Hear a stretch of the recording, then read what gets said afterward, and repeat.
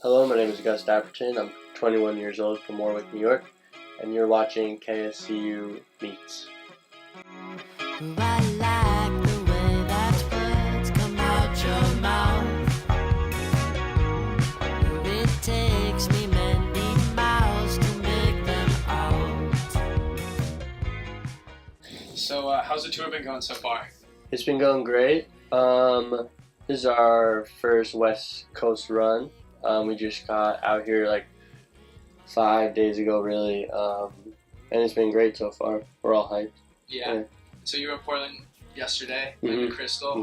How was that experience? It was great. The crystal is pretty cool. The floors are like bouncy apparently. I didn't really get to notice them, but apparently when there's like it's packed in there, it's like they bounce a little bit because it was made for like I don't know, disco dancing. And then when they renovated it, they wanted to make the floors like kind of like give a little bit, I guess. But no, it was a cool venue, really good sound, really good like hospitality and everything. Yeah, who opened up for you guys in Portland? It was an act called Fontaine, and then it was us, and then BJ the Chicago Kid, and then No Name.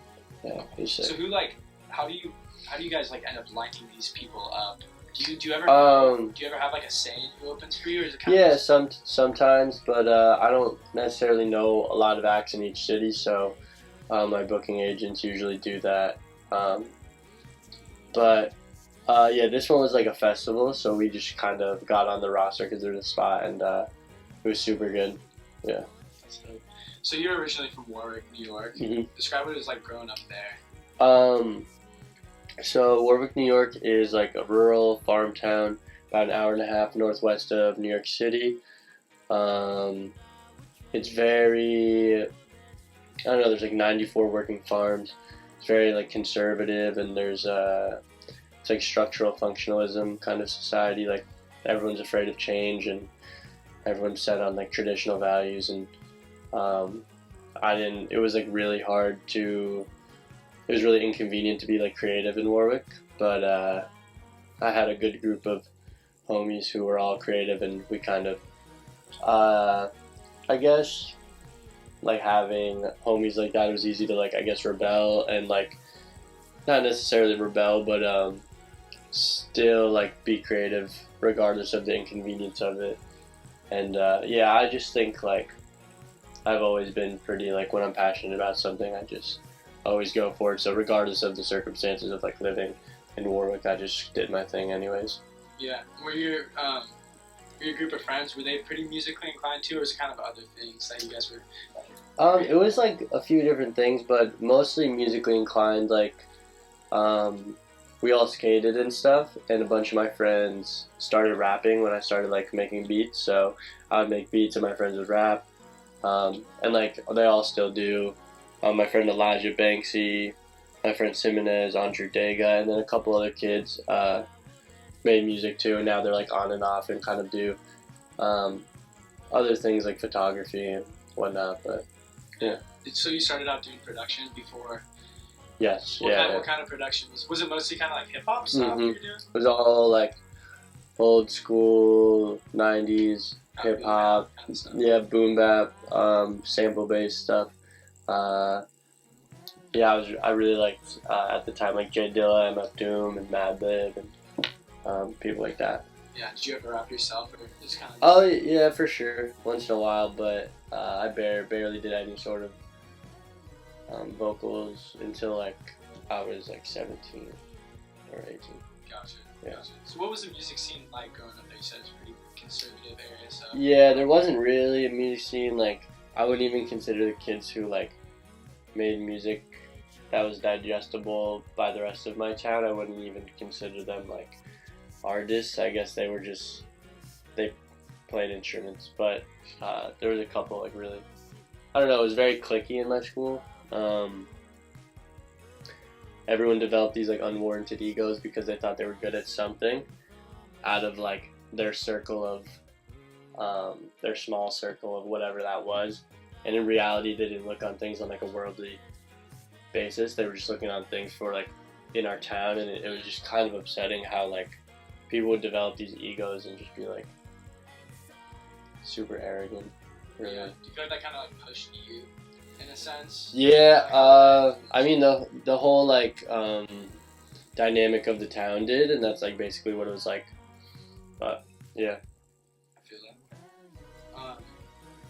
What was the first instrument you ended up picking up? Was it production first, or did you have... Yeah, it was basically production. Like I played the guitar like for a couple months in 5th grade, and I had one lying around, and I like probably had a keyboard lying around and would like fuck around on them a bit. But production first. I learned how to do that a bit and like arrange and develop some like theory skills from that, and then it was both guitar and piano at the same time. I still don't really know how to like play the guitar and the piano. I kind of just know what I hear in my head and am able to translate it now. I wouldn't say like I really know what I'm playing ever, but I know how to translate it. That's super interesting. Yeah, because like I'm kind of similar, like play by ear. Mhm. I don't know, like I can tell you that. Give me a sound, I can replicate it. Yeah, yeah. I can't really like. I can't tell you. So, oh, yeah, it's like an A sharp. No, or something. No, same. Yeah, I don't really know the theory behind it. Just like kind of by ear. Yeah, you kind of just like hear something you kind of just go for it. Mm-hmm. So where have you traditionally like produced your music? Is this something? Do you have like a studio you go to? Or It's all been in my parents' house, and then I went to school at Drexel University for 2 years, and was just out of my dorm room and in the studios there. And then I was living in this warehouse in Philly where I kind of made my own studio for a while, but I think I'm going to get rid of that soon and whatnot. Yeah. What were you studying at Drexel? It's Drexel. There's a Drexler and a Drexel. Oh, yeah. Drexel. Wait. Drexel is in Philadelphia, but it's It's a D1 program, right? yeah. Dragons? Yeah, the Okay, Dragons. Yeah. That's what I meant to say. Yeah. But music technology I studied. Oh, yeah, okay, music cool. technology. Do they have a pretty good program there? Yeah, they have a really dope program. I feel like it's like kind of overlooked, but they have like the illest studios for sure. Super good stuff. I wouldn't say necessarily like, I don't know. I didn't think school just like it wasn't for me, but super like good facilities, and it was nice to work on that kind of stuff. Yeah, definitely. So why did you kind of, at what point did you realize that like you wanted to drop out and really pursue this whole music thing head on? I kind of like had to to go on tour basically, but I knew I was like, after my second year was ending, I was like, I just have to do music full time or else I'll explode. So I was like, ended up having the opportunity to go on tour, and I kind of just had to drop out, and I definitely am not gonna ever go back. But yeah. Yeah. So yeah, I guess when I had the opportunity to go on tour, it was like official. But yeah. So you said that a lot of your, at least when you're playing guitar, you kind of hear something in your head and kind of just like go for that. Describe like the songwriting process. Is it kind of something that you can just help me hear that, or you kind of? Yeah, usually I'll have a phrase that sums up like a moment in time for me, and I'll that'll kind of like trigger a melody in my head, and then from there I'll create the rest of the arrangement. But it usually starts with like a phrase that sums up a moment in time and like how I felt in that moment in time, and then a melody, and then the rest of the arrangement. Okay, so yeah. like what's with phrase? Is that kind of like your like phrase? Yeah. All the song titles are like that. That's a phrase. Yeah. Okay, I see that. What kind of influenced your sound? Like taking it from, kind of old school hip hop, when you were first producing, to like defining kind of like your own sound. Yeah, so I don't know, there was this point in time when I was 17 where I was really depressed and in like a deep dark hole in high school. I was like, I didn't want to go to college. My like ex-girlfriend started dating my friend.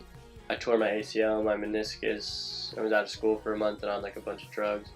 My Mac crashed and like someone died and stuff. So I was like real fucked up, and then it was just like the flick of a switch kind of, and I forgot everything that I ever learned and just like, or that I've ever known, and just was putting in music that was like, made me think of like a time where I knew no evil, just like when I was a child. I was basically honing in on my childhood years and like the influences my parents would play around the house and things like that. And I don't know, I really just knew that I was definitely the only voice to like tell my own stories on the tracks that I was making. So yeah, it was basically just like the influences I grew up on, and just like forgetting all about all my like current inspirations and just kind of putting it all into the music and whatnot. Yeah. But that was like 17 when I was turning 18, senior year of high school. Yeah.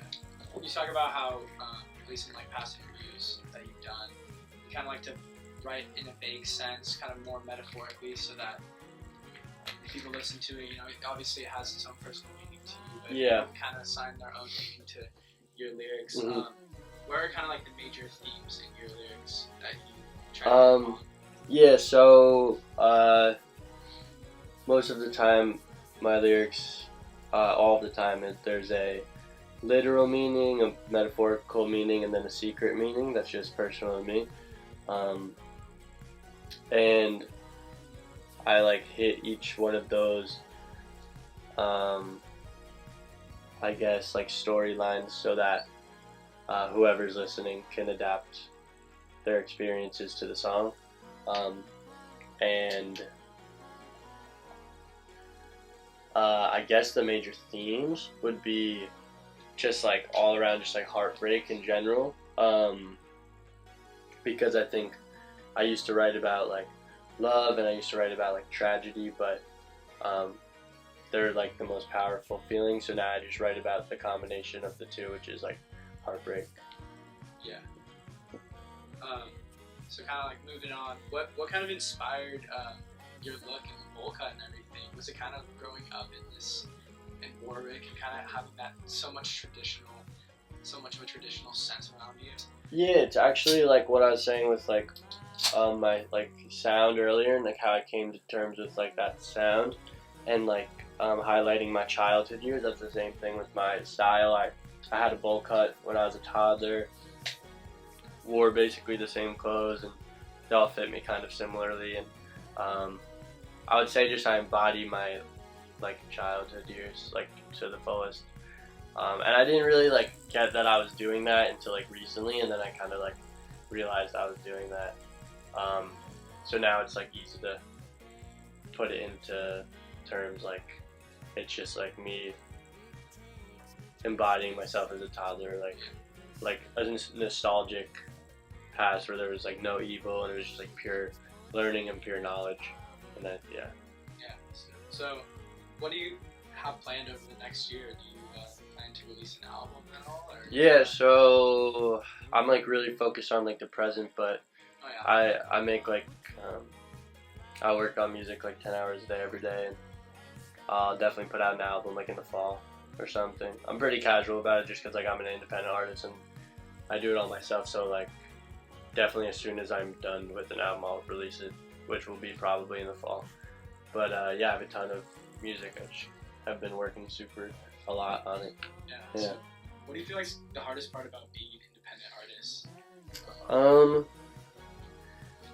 I guess I don't really know what the hardest part about being an independent artist is, but I would say that me personally, I have trouble like working with other people and like trusting other people to Have your best interest. have my best interest and like